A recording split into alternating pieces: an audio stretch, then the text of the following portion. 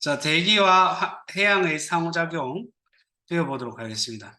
우선 용승이랑 침강에 대해서 이야기를 해야 되는데, 용승은 물이 위로 올라오는 걸 용승이라고 하고, 침강은 물이 아래로 내려가는 걸 침강이라고 불러줍니다.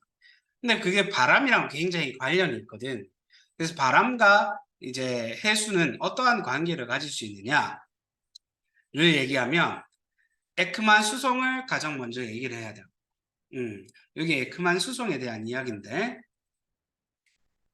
바람이 불게 되면 이 표층에 있는 물은 바람의 방향과 비슷한 방향으로 움직이겠죠? 근데 그게 밑으로 내려가면 내려갈수록 그 정도가 약해질 거고, 방향도 전향력 때문에 완벽하게 바람 방향이 아니라 조금씩 틀려지게 될 거예요. 그래서 이 전반적인 평균을 내었을 때 어떻게 되냐면, 바람의 방향의 90도 방향으로 물이 움직이게 됩니다. 근데 이거는 북반구에서 오른쪽으로 90도, 남반구에서는 왼쪽으로 90도. 미안해요. 45도. 90도라니.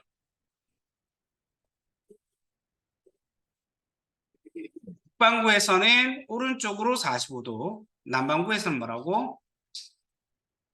왼쪽으로 90도 이동하게 된다. 에크만 수성. 그래서 물이 바람에 의해서 움직이게 되면 거기 자리가 비어지게 되잖아. 그럼 물 자리가 영원히 비어 있을까? 아니거든. 그걸 채워주기 위해서 물이 밑에서 올라와요. 그걸 용승이라고 불러줍니다. 해수를 보충하기 위해서 심층에 찬물이 올라오는 걸 용승이라고 불러주고, 물이 너무나도 많이 모여있게 되면, 그리고 밀도가 크게 되면 얘네들이 아래쪽으로 내려가게 됩니다. 그걸 우리는 침강이라고 불러줍니다.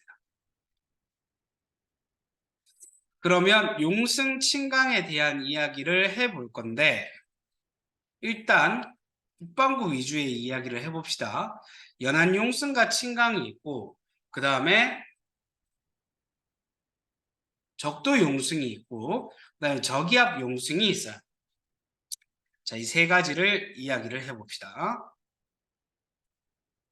우선 연안. 연안이 뭐야? 바다 육지가 접하는 부분을 연안이라고 그래요. 자, 그러면 지금 이 풍이 무슨 풍이에요? 사방이가 이렇게 있다고 쳤을 때 지금 이 노란색이 바람이 무슨 풍? 바람은 불어오는 바람 기준이거든. 그래서 북쪽에서 불어오고 있잖아. 이 북풍인 거야. 북풍의 오른쪽으로 뭐가 이동하겠어? 바닷물이 이동할 거야. 그럼 여기는 바닷물이 있어 없어? 없으니까 밑에서 바닷물이 용승되어서 올라오게 됩니다. 오케이? 북풍이 불 때. 그러면 남풍이 불게 되면은 오른쪽으로 물이 이동하다 보니까 물이 연안으로 가서 땅이랑 부딪혀서 아래쪽으로 내려가게 되는, 즉 침강이 이루어지게 됩니다. 이것을 우리는 남풍이 불 때는 뭐 한다? 침강이 일어난다 할 수 있게 되는 거예요. 근데 아까 전에 얘기했다시피 이건 북반구야. 북반구에서는 바람의 방향이 어느 쪽? 오른쪽으로 이렇게 물이 움직인다고 그랬죠. 근데 남반구는 왼쪽으로 움직인단 말이야. 그리고 지금 이거는 서해안만 얘기를 했어요. 그럼 선생님 동해안을 예를 들어보죠.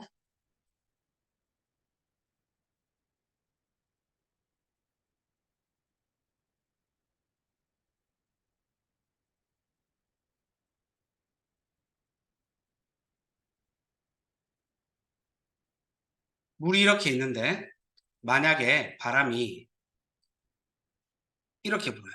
이거 동해안이다. 무슨 풍? 남풍이 불어요. 북반구니까 물이 어떻게 되겠어요? 오른쪽으로 이동하겠죠. 그럼 물이 밑에서 어떻게 될까? 위에 있는 물이 없어졌으니까 채우려고 올라오는 거야. 용승이 이루어집니다. 근데 만약에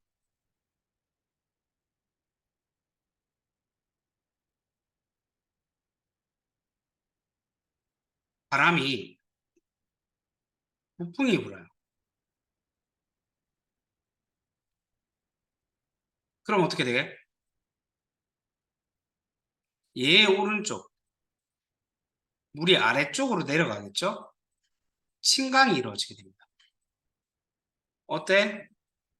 서해안이랑은 반대지. 얘랑 또 아예 반대가 누구냐면은 남반구입니다. 남풍이 불 때는 서해안에서, 남풍이 불 때는 용숭이고, 북풍이 불 때는 침강이 일어납니다. 그러면은 동해안에서는 남풍이 불 때 침강이 일어나는 거고, 그 다음에 북풍이 불 때는 용숭이 일어날 수 있겠죠. 오케이?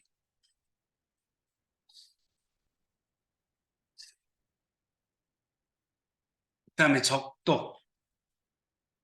자, 적도 용숭이 있어요. 적도 용숭이라고 하는 것은 우리가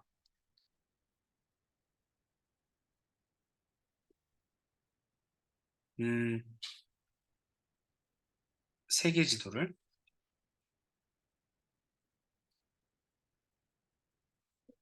이렇게 있다 붙였을 때 여기가 적도죠. 그럼 위도 30도 부근에서는 무슨 풍이 불어요? 남이 30도, 북이 30도. 무역풍이 불죠. 북동 무역풍이 불고 남동 무역풍이 이렇게 불 거예요. 자, 봐봐. 가운데 있는 물이 흩어지지. 흩어지면 가운데 물이 있어, 없어? 없죠. 그럼 그걸 채우기 위해서 물 밑에서 뭐가 이루어질까? 용숭이 이루어지는 거야. 그래서 아, 그림을 거꾸로 그렸네. 아이씨, 진짜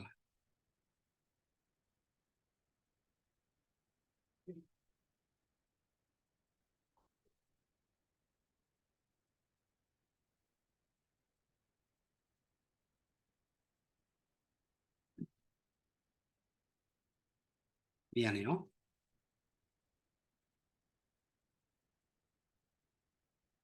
바람이 이렇게 불어요.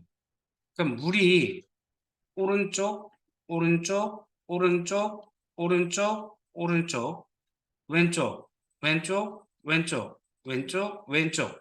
가운데 물이 없겠죠. 그래서 물이 이렇게 흩어지기 때문에 가운데 물이 없어.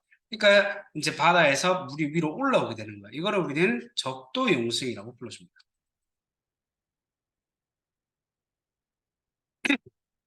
오케이? 그 다음에 저기압. 저기압이라고 하는 것은 기압이 주변보다 낮죠. 공기가 적어요. 주변부에서 바람이 불어 들어오게 되는 걸 저기압이라고 불러줍니다. 그러면 저기압이 불 때 시계 반대 방향으로 이렇게 바람이 불거든. 불어 나간단 말이야. 불어 들어온단 말이야. 가운데로. 그러면 오른쪽, 오른쪽, 오른쪽으로 물이 움직이다 보면 가운데 물이 있어요, 없어요? 없죠. 그래서 물이 밑에서 용승하게 되는 거예요. 저기압에서 용승이 일어난다. 고기압에서는 물이 오른쪽으로 움직인다 치면 가운데로 모여들게 됩니다. 그래서 지들끼리 부딪혀서 아래쪽으로 내려가는 침강이 일어나게 됩니다. 오케이?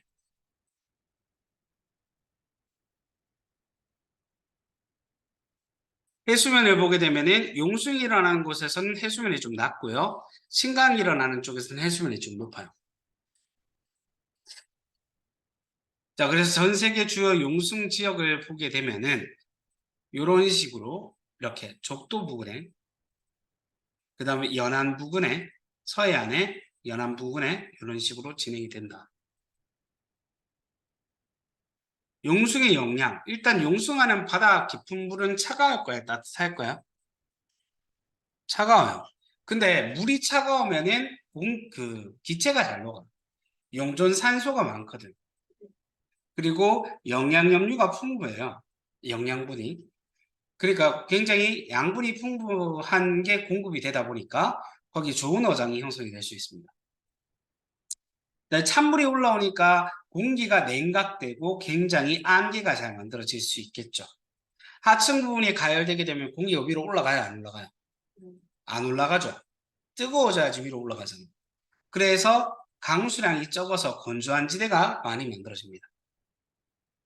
침강이 일어나는 지역 같은 경우에는 용준 산소가 심층으로 이동하기 때문에, 그러니까 바닷물 속에 산소를 공급해 주는 거지. 표층에 있었던 바닷물, 산소를 많이 가지고 있던 바닷물이 아래쪽으로 이동해서 이제 산소를 공급해 주는 역할을 해줘요. 하고 따뜻한 위에 있는 물이 따뜻하거든. 햇빛을 많이 받으니까 따뜻한 물이 모이게 되므로 표층 수온이 상승하게 되고 수온 약층의 시작 깊이가 깊어질 수 있게 되겠죠. 온도가 점점 이렇게 떨어지는, 일정하다가 떨어지는 이 시작 지점이 굉장히 깊다.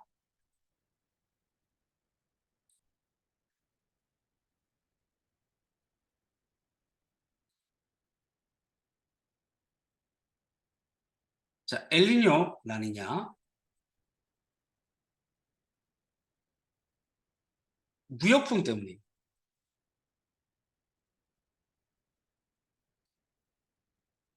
평상시에는요, 우리가 아까 지도 지었나? 안 지었군. 평상시에는 우리가 어떠냐면, 무역풍의 영향으로 바닷물이 전반적으로 움직인다 치면 이런 식으로 바닷물이 이동한다고 볼 수 있어요.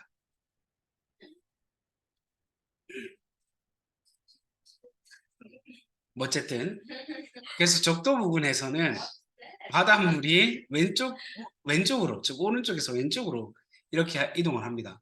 얘가 가운데 있는 이 바다 이름이 태평양이거든. 태평양을 기준으로 봤을 때 태평양의 서쪽, 서태평양과 태평양의 동쪽, 동태평양 이렇게 거꾸로 했네. 동태평양과 이쪽이 서태평양인데 서태평양이 있어요. 그럼 동태평양 쪽에서 서태평양 쪽으로 바닷물이 전반적으로 이동한다고. 이거 헷갈리면 안 되는 게 우리 그 경도 같은 거 나타날 때 경도는 오른쪽 이쪽 부분을 다르게 표시를 해요. 이게 무슨 말이냐면 육지 기준으로 봐봐래. 육지 기준으로 보게 되면은 이쪽이 동쪽이고 이쪽이 서쪽이거든. 그러다 보니까 바다를 기준으로 봤을 때 이쪽이 동쪽인 거라서 대륙을 기준으로 봤을 때는 서해안이 되는 거예요. 그래서 우리는 일단 바다 기준으로 이야기를 한다는 거. 그러면 바람이 이렇게 불기 때문에 따뜻한 바닷물이 왼쪽으로 이동을 하죠. 그래서 이쪽이 따뜻해요. 근데 아래쪽에서 차가운 물이 밑에서 올라오겠죠. 그래서 여기는 차가워요, 바닷물이. 그럼 이쪽은 뜨겁고 이쪽은 차가우니까 이쪽 근처에 접하고 있는 육지 지역들은 어때? 추워요. 그래서 온도가 좀 낮아요. 안개와 건조한 기후가 주로 만들어지게 됩니다. 왼쪽 지역은 어떨까? 뜨겁겠지. 상승 기류가 발달하면서 구름이 생성이 되고 비가 많이 내려요. 평상시에 그런데 무역풍에 의해서 동태평양에는 따뜻한 해수가 서태평양 쪽에 서태평양 쪽으로 이동을 합니다. 동태평양께 서태평양 쪽으로 따뜻한 물이 이동을 합니다. 바람 따라서. 그래서 동태평양은 어떠냐면 용승이 이루어지겠죠. 밑에서 바닷물이 올라오고 수온이 낮아요. 차갑죠. 온난 그 수역의 두께가 굉장히 얇으면 따뜻한 물이 얇게 있어요. 근데 서태평양 쪽은 표층 수온이 높아요. 왜? 따뜻한 물이 많이 왔으니까. 따시다. 강수량이 많다. 얘는 건조하다. 평상시에 그런데 무역풍이 약해질 때가 엘니뇨고 무역풍이 강해질 때가 라니냐예요. 약해질 때를 보면 따뜻한 바닷물이 왼쪽으로 많이 이동 못하고 가운데로 쏠려 있는 걸 볼 수 있죠. 그러면 이쪽은 평상시보다 수온이 올라갈 거고 반대쪽은 평상시보다 수온이 낮아질 거예요. 그러면 동태평양 쪽은 용숭이 약화되어서 수온 그 온난 수역의 두께가 두꺼워지면서 따뜻해지고요. 얘는 수역이 낮아지면서 기온이 하강해요. 그럼 여기는 비가 어떻게 될까? 따뜻하니까 따뜻한 공기가 위로 올라가서 비가 많이 오겠죠. 그래서 이쪽에 강수가 집중됩니다. 여기는 건조하겠죠. 그래서 여기서 홍수가 나고 여기는 건조해서 생물들이 잘 못 살아요. 라니냐는 좀 지나쳤을 때 무슨 말이냐면 바람이 이쪽으로 너무 많이 동했는 거예요. 너무 센 거야 무역풍이. 그렇게 되면 용숭이 엄청 세지겠죠. 그래서 여기는 원래 비 안 오는 지역임에도 불구하고 엄청 건조한 거야. 더 건조한 거야. 여기는 어때? 따뜻한 물이 쏠려도 너무 많이 쏠렸어. 그러니까 어떻게 돼? 너무 강수가 많이 와가지고 홍수가 나. 라니냐는 지나친 거, 엘니뇨는 부족한 거. 오케이? 이 봐봐. 왼쪽으로 너무 집중되어 있지? 이게 언제예요? 라니냐. 이쪽은 바닷물이 거의 일정하게 움직이고 있지? 깊이에 따라서. 그러면 이때가 엘니뇨. 오케이?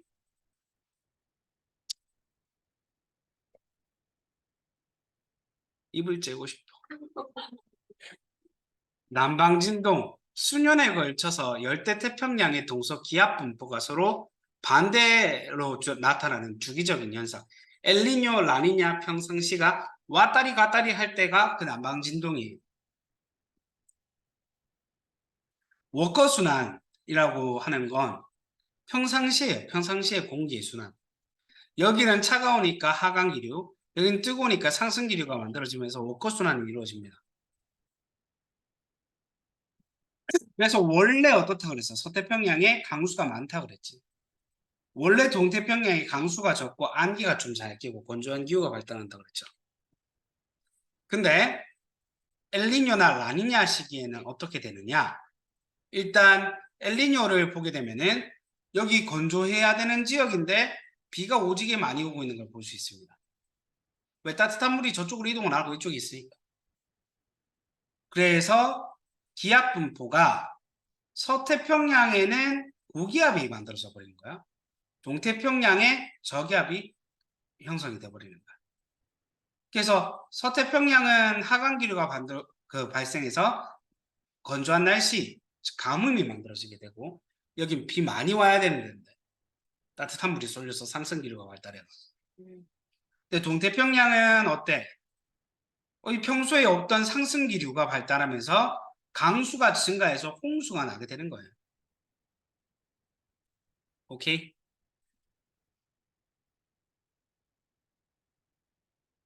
그 다음 라니냐는 저기압이 서태평양이 원래 저기압이었는데 평소보다 더 강해지지.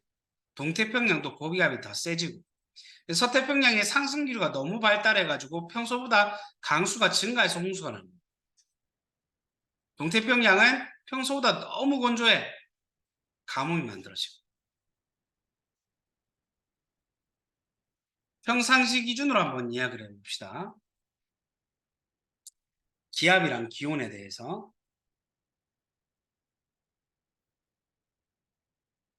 서태평양, 동태평양이에요. 평상시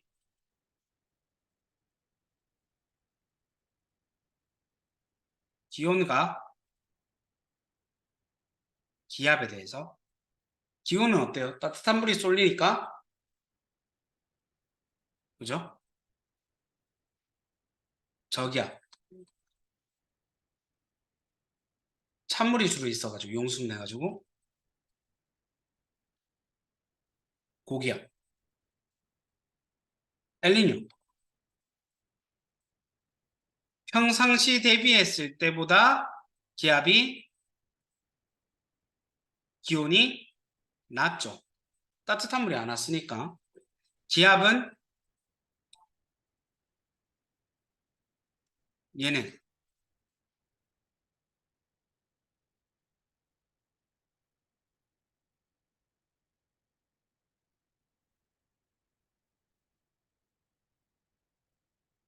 따뜻한 물이 너무 많이 와서 기온이 어때?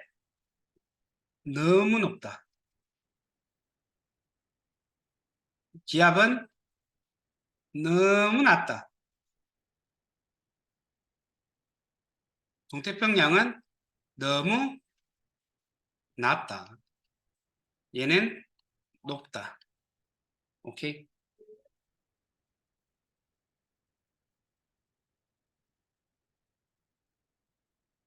그래서 요새는 엘니뇨랑 라니냐랑 계속 반복되고 있어요. 그래서 엘니뇨, 라니냐 평상시 반복되니까 이걸 남방진동이라고 불러줘요.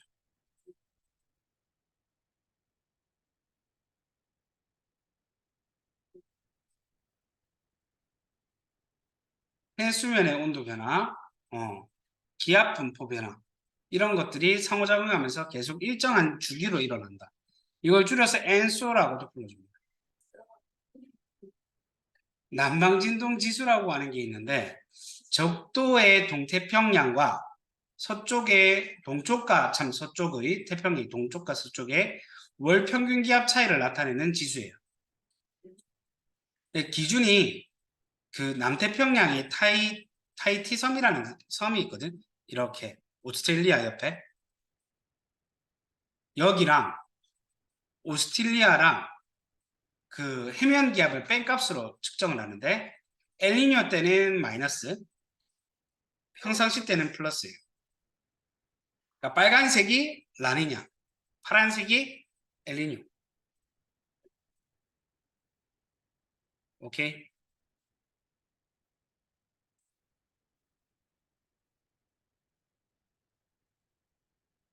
엘니뇨, 라니냐. 엘니뇨의 어때? 온도가 고루고루 위가 따뜻하고 밑에가 찹죠. 근데 이쪽은 한쪽으로 쏠려 있으니까 라니냐겠죠?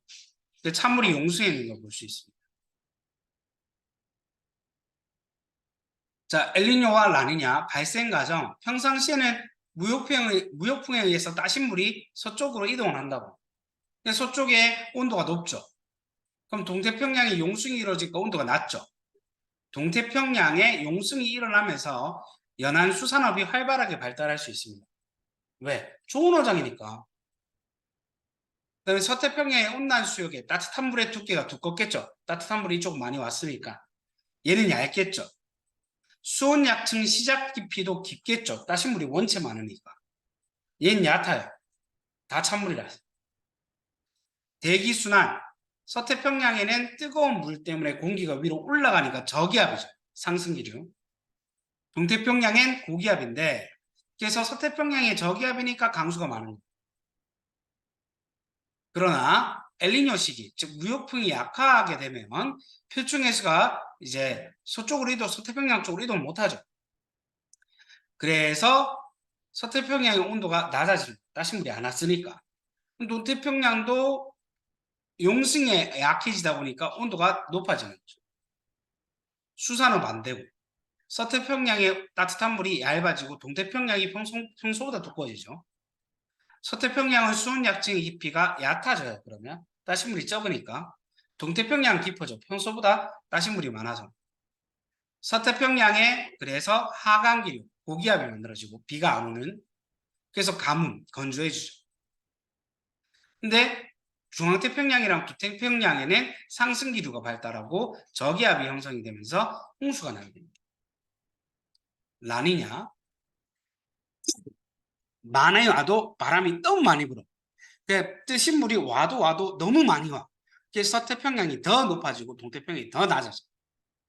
그래서 동태평양의 용순이 어마어마하게 이루어지면서 너무 추워서 피해를 입어. 서태평양은 온난 수역의 두께가 더 두꺼워지고 동태평양은 얇아집니다. 수온 약층 시작 깊이는 더 깊어지고 더 얕아지죠. 평상시에 더더더더다 이 말이에요. 서태평양에는 상승기류가 발달합니다. 뜨신 물이 많으니까. 동태평양의 하강기류, 저기압, 고기압, 홍수나고 가뭄이 이루어집니다.